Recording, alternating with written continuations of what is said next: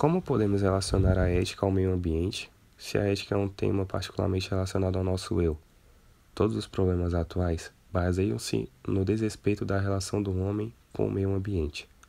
A ética ambiental procura buscar o equilíbrio das relações entre o ser humano e a natureza. Atualmente, estamos em conflito com o meio ambiente e em contrapartida do processo de desenvolvimento social e ambiental.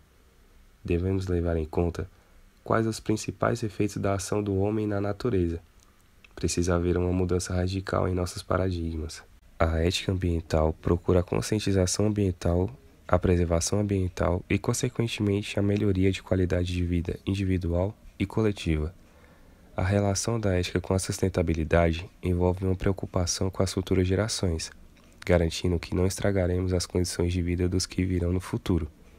Existe a necessidade de se pensar no desenvolvimento sustentável como prioridade. O desenvolvimento é necessário e inevitável. Porém, devemos mudar imediatamente nosso olhar para os recursos naturais. Como consequências dos impactos antrópicos, estamos envolvendo a água, o solo, o ar, a perda da biodiversidade.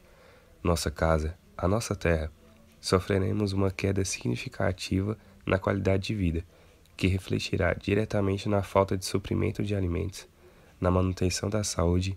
Ficaremos e já estamos vulneráveis a desastres ambientais, redução e restrição ao uso de energia, diminuição da oferta e distribuição irregular de água potável, aumento de doenças e epidemias, instabilidade social e econômica.